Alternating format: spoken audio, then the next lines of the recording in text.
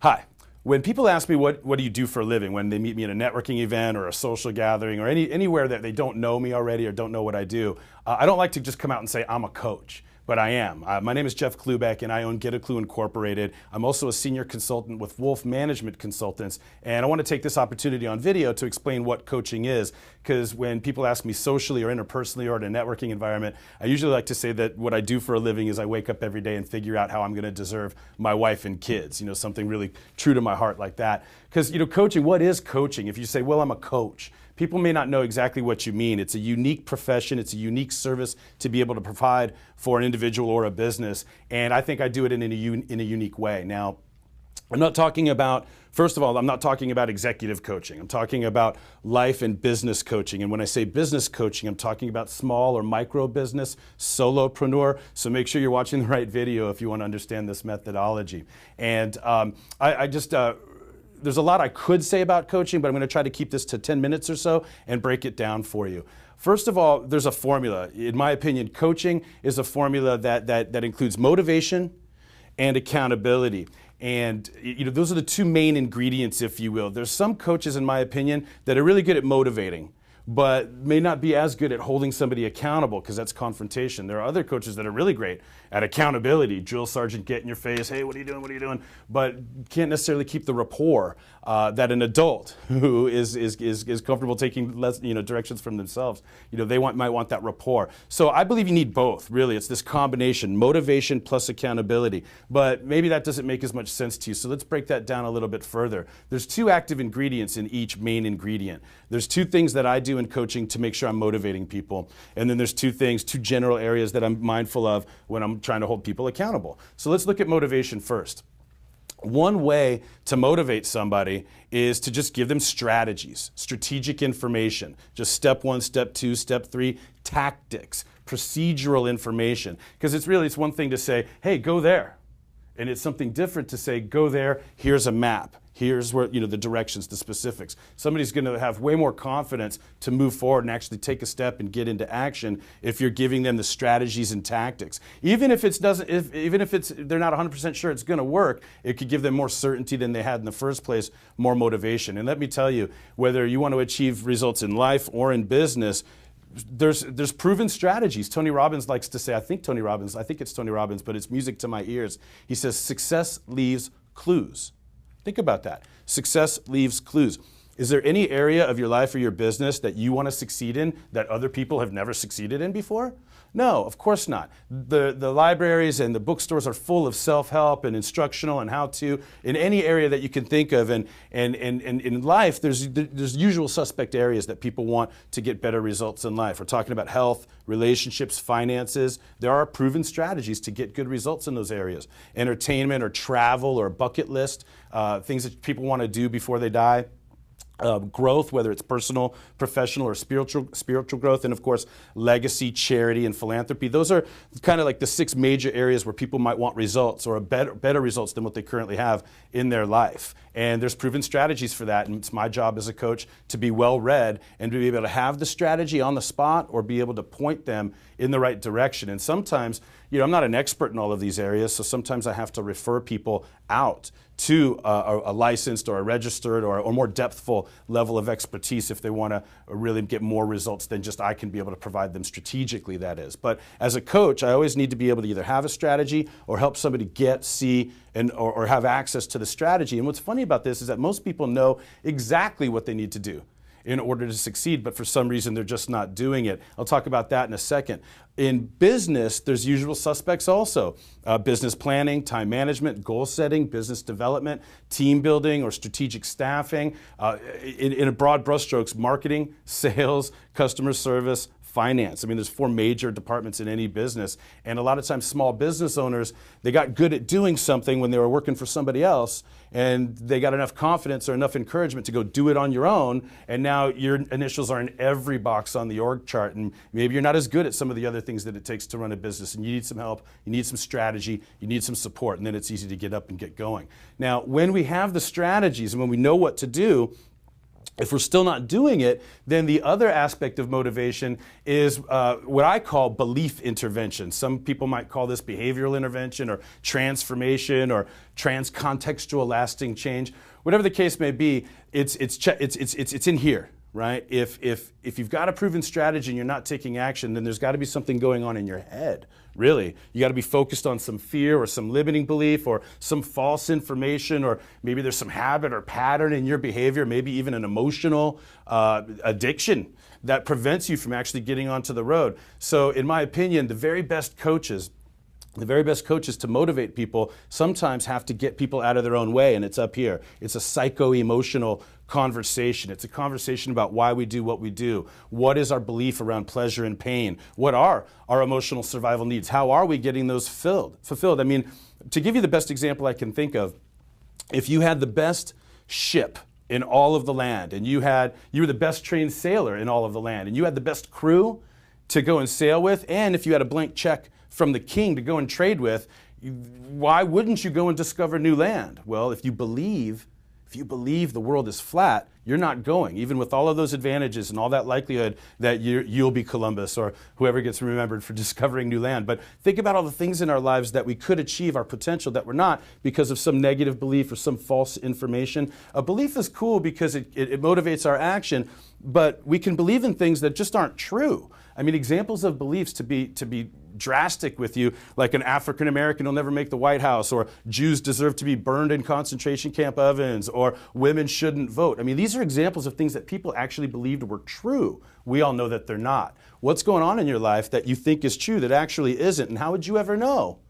Unless you were working with a coach or a shrink or something like that. So a good coach is going to have the ability to have you think critically about your beliefs, especially if they're keeping you from taking action towards your goals. So motivation, again, is strategic information, tactical, as well as belief intervention. And that's just one piece of the equation. Again, and it's kind of like good cop coaching. When you're talking motivation, it's a rapport-based conversation at like 20,000 feet elevation, looking down at the playing field and making sure you see everything down there so you can take deep breaths and call good plays, right? But ultimately, once you've set your goals and once you've got a strategy and once you're out of your own way, now you got to get into action. Now it's time to actually take action. So that's where the other main ingredient of coaching comes in. It's accountability.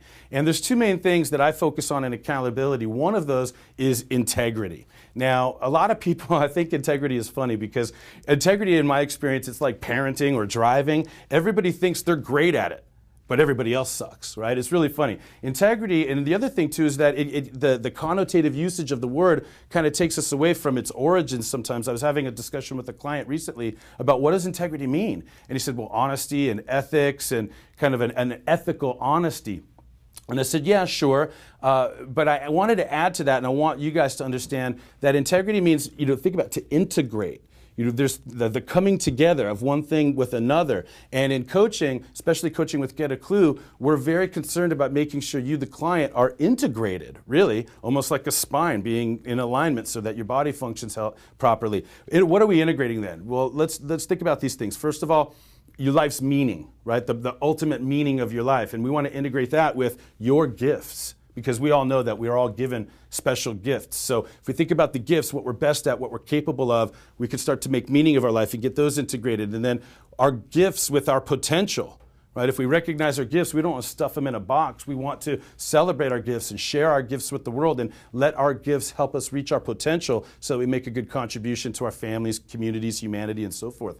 But then think about potential. How are you going to achieve potential unless you're integrating that with a goal? And by the way, goals are the centerpiece of all of coaching, which I'll probably talk about in another video. But integrate your meaning of life with your gifts with your potential with your goals, and now it gets down into accountability land. Once you set goals, if you know what you want to achieve, that's one thing. But if your coach knows what you want to achieve, that's another. And if you know that your coach knows what you want to achieve, now you can be held accountable. So the coach is going to help you integrate your goals with your commitments. What are you saying you're going to do?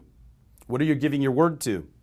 And then ultimately, when you come back session after session, coach is going to check in with you if you were your word, if you were being unstoppable, if you were being in communication, if anything needed to shift among your commitments. Because we all commit to things that sound like a good idea at the time, and then unexpected things happen that may have more value or importance or ROI. It's okay to change our mind, but we want to be in communication about that, especially if somebody else is expecting something different from us. And when people are in integrity, when they are in command of themselves, they end up showing up with a certain magnetism. These are the types of people that you want to be on their team, or when they walk into a room, you notice. They vibrate a certain way. Their shoulders are up. They're just in control of themselves and their calendar, and you always know what to expect from them. You all know, and I know, that there are people in our lives that when they say they're going to do something, immediately we go, yeah, I don't know. We almost sometimes know that they won't when they say that they will, just because of their precedent or their history or their track record of reliability. Well, I don't think we'll ever be 100% integrated, if you will, until maybe we die.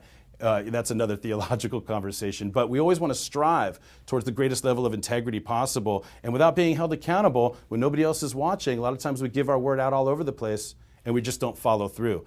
In coaching, you're going to follow through. We are going to condition your integrity to a greater level, and you're going to get more done. Now, with that air of integrity, the third, or the other aspect of accountability is actual time and task management. People call it, it's funny, people call it time management, but I got news for you. Time manages itself. And so what we need to manage is our tasks, our actions, our behavior within time. So think about it. If we set goals, if we've got strategies and tactics, if we move out of our own way and we are committed to increasing our integrity, the only thing left is to make appointments with ourselves. So I'm always working with clients and brainstorming and soundboarding. What are the next observable actions? I call them NOAs. What are the next observable actions that you need to take in order to advance towards the goal? And some people think, like, I'll give you an example, you're working with top producing sales professionals. Well, I need to prospect this week. Well, okay, great, slow down. You can't just prospect. You've said that all your life. Let's make sure you prospect. How much time do you need to spend prospecting, or how many calls do you need to make? How long will it take? Oh, I need to spend 5 hours this week. Okay, great. Are you going to do that 1 hour a day, 2.5 hours on 2 days? 5 hours, and what's it going to be? Let's start moving and towards thinking about when in actual real time this task is going to take place. And I'll say, well, wait a second. I got to be a good coach here. Are you ready to just call the very best people that you could call with the best chance of getting the results that you're looking for? What do you mean? Well, who are you going to call? Who is your A-list people, your B-list people? If you can only call one person, who would it be?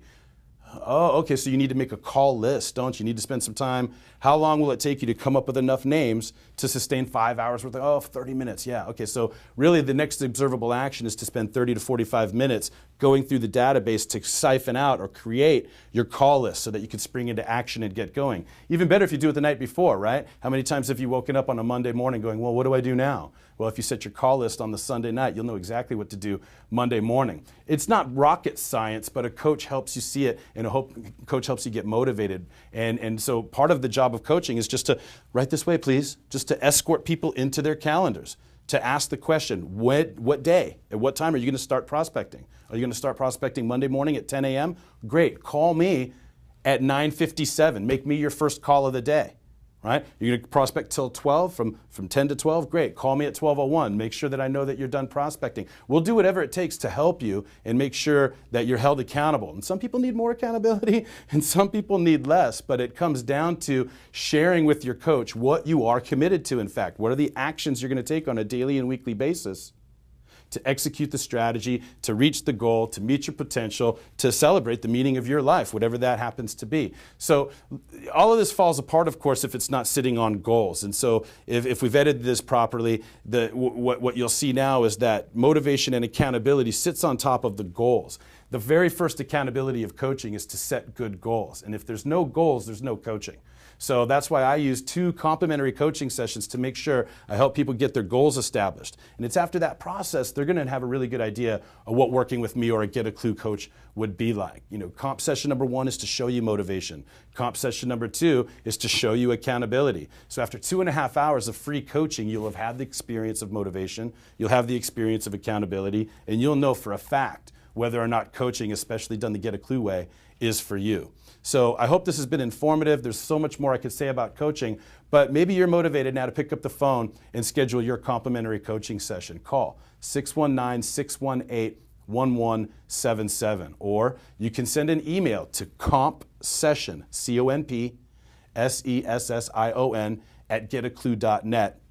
and we could get you scheduled that way. Or just visit the website, www.getaclue.net. You could fill in the information on the Contact Us form, maybe give us a little more information about what you think you need out of coaching, and we're definitely confident that we can help. So in review, I've talked about what coaching is. It's a combination of motivation and accountability. That's what's going to equal results. And you need to know that Get a Clue is committed to giving both the good cop and the bad cop experience to make sure that you're motivated and held accountable, because it's all about your results at the end of the day. I'm Jeff Klubeck. Thank you so much for listening.